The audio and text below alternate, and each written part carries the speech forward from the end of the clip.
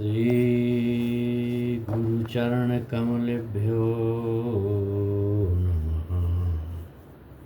श्रीरामचंद्र चरणं शरणं प्रपद्ये। अखण्डमण्डलाकारं व्याप्तं येन चराचरं तत्पदं दर्शितं येन तस्मै श्री गुरुवे नमः। सद्गुरुदेव भगवान की जय। नारायण नारायण नारायण नारायण नारायण नारायण नारायण नारायण। आज हमारे पास प्रश्न आए हैं कि हिंदू लोग पूजा आरती कथा वार्ता धार्मिक अनुष्ठान जो भी है उसमें शंख फूंकते हैं। शंख बजाने में क्या है? तो हम इस पर बताएंगे।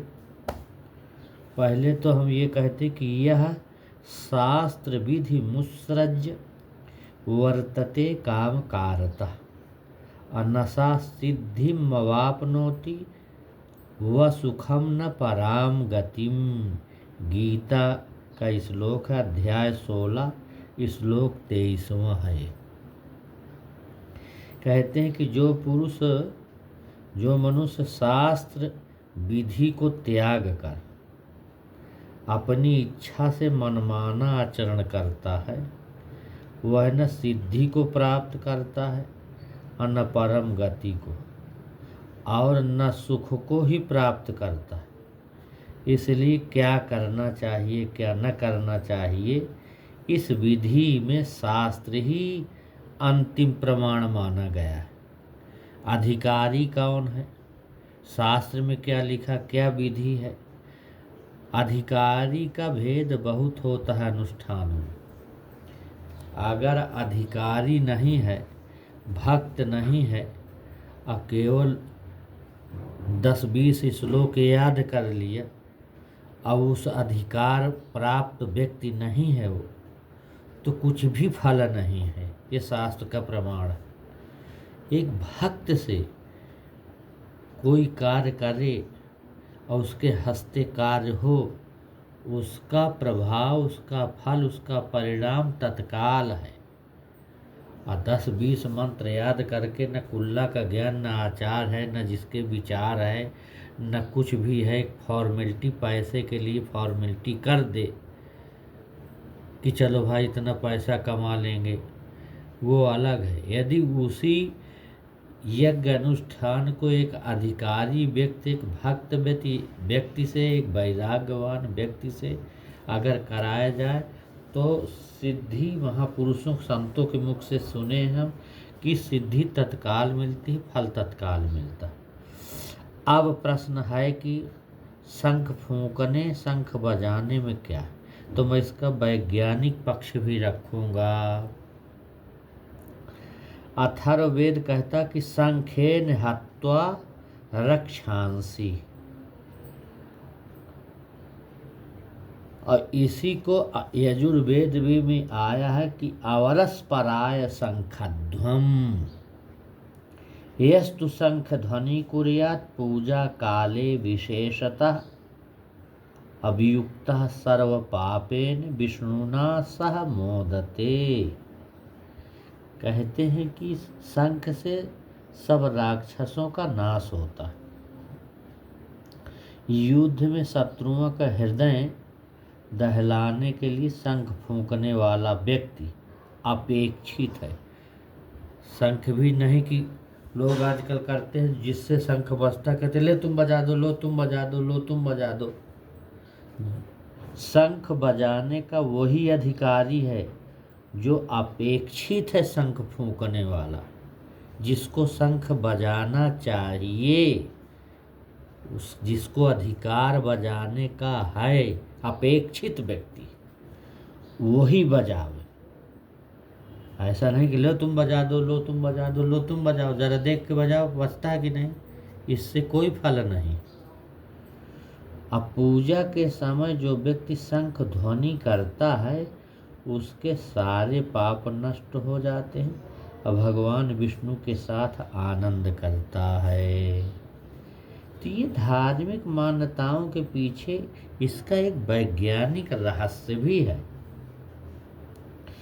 विज्ञान वेत्ता जो है ये बात मानते हैं कि शब्द की प्रगति में सूर्य की किरणें बाधक हैं। प्रातः और शाम के सूर्य की किरणें जब निस्तेज होती हैं तभी शंख फूंकने का विधान है। प्रातः और सायंकालीन सूर्य की किरणें कम रहती हैं, निस्तेज रहती हैं, तब शंख फूंकने का विधान है। एक बार शंख फूंकने पर जहाँ तक ध्वनि जाती है वहाँ तक अनेक बीमारियाँ, कीटाणु के हृदय बिल्कुल दहल जाते हैं, जल जाते हैं और वे मूर्छित होकर नष्ट होकर के गिर पड़ते हैं। एक जगदीश चंद्र बसु भारतीय वैज्ञानिक थे। इस प्रक्रिया को उन्होंने यंत्रों द्वारा प्रमाणित किए हैं, यंत्र के द्वारा पकड़े हैं वो सब चीज़ें, तब ये बात बताएं। कहते कि मूकता और हकलापन जिसको रहते, जो मूक रहते हकलाते हैं, दूर उनका हकलापन दूर करने के लिए शंख शब्द का श्रवण करें और एक महौषधि है शंख शब्द।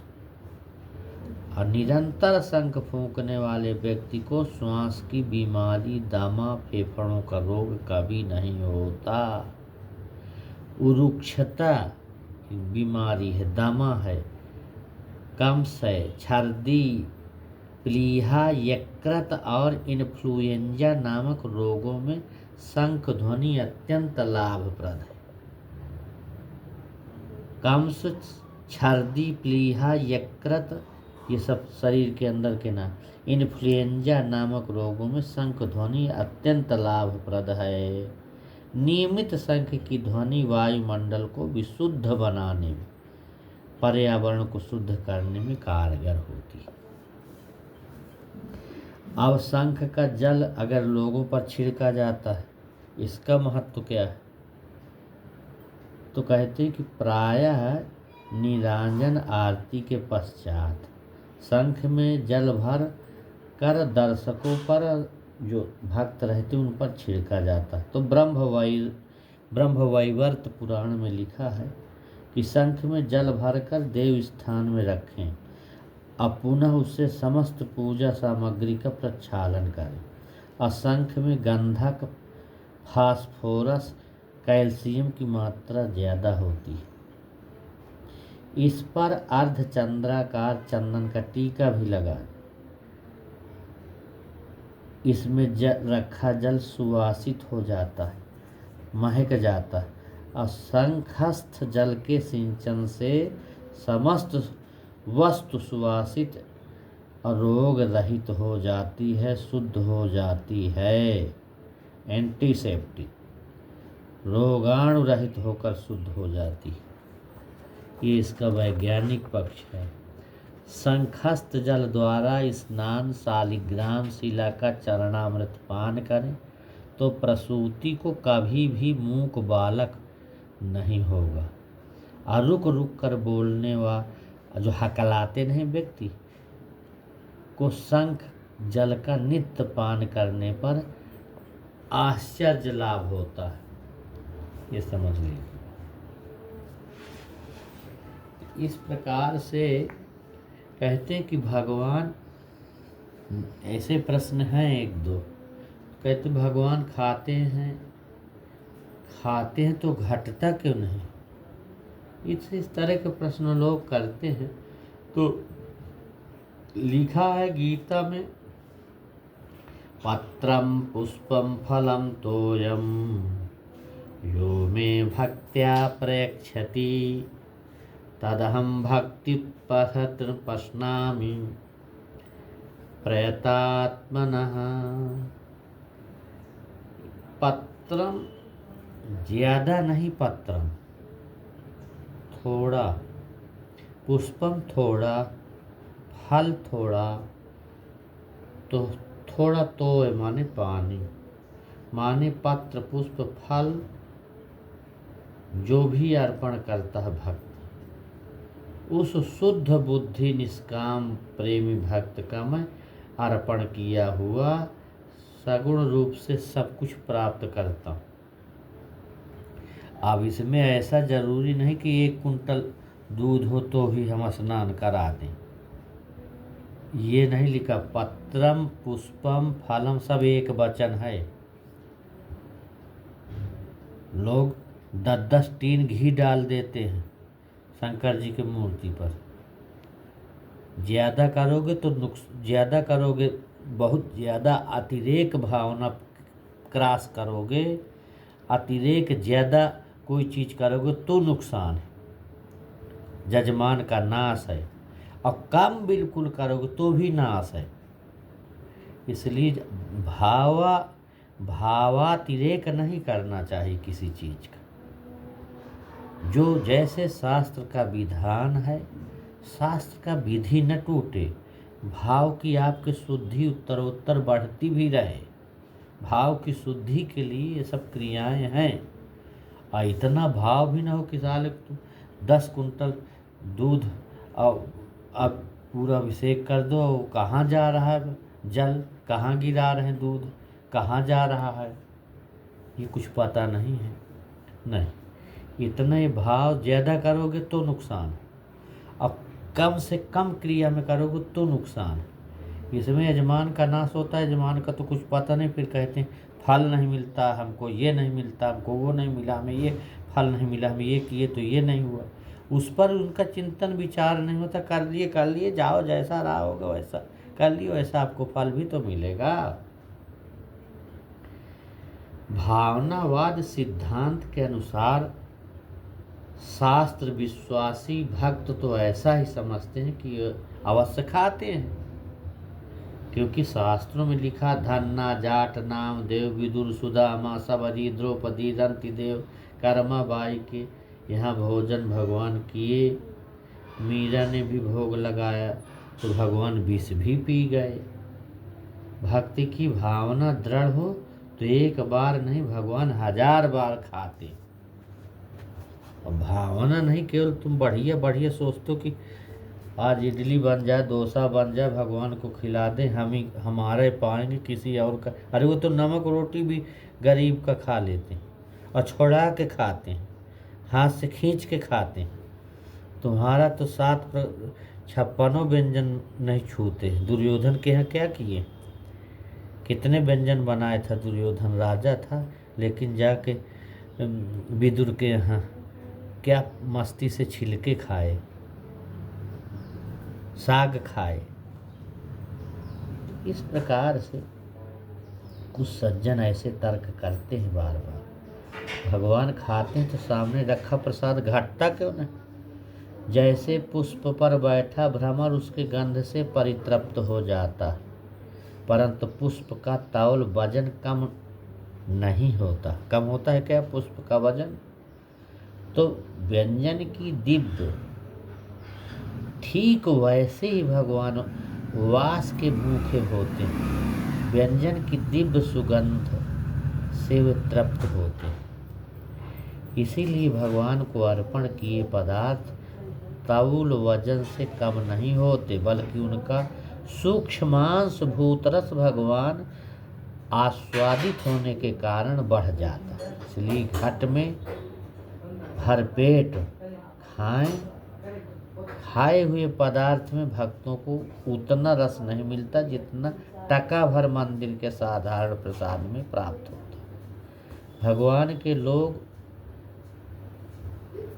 वस्तुओं का स्वाद ही अपूर्व हो जाता है भगवान के भोग में। और अनुभवी गुणी व्यक्ति ही इन बातों को जान सकते हैं। कई बार उल्टा चमत्कार होता कि भगवान को भोग लगाया या भगवान को भोग लगाई हुई जो वस्तु है घटती नहीं किंतु बढ़ जाती। कहीं कहीं भंडारे होते हैं तो 1-1 कुंटल में लोग खाते, 1000 लोग, तो क्या होता है, वो घटता है बढ़ता। ये चमत्कार है भगवान का। तो इस प्रकार से जब भगवान का भोग बनता है, वो उसका आनंद, उसका प्रसाद और उसका घटना बढ़ना तो प्रत्यक्ष देखा गया है। इसमें लोगों को पता लग जाता है घटा है बढ़ा है, हजार हजार लोग भी खाते। इस प्रकार से इसका एक वैज्ञानिक पक्ष भी हम रखें। अब अजाने से क्या बीमारी दूर होती है, ये सब वैज्ञानिक पक्ष में ये बताया हूँ। ओम शांति शांति शांति शांति। ओम।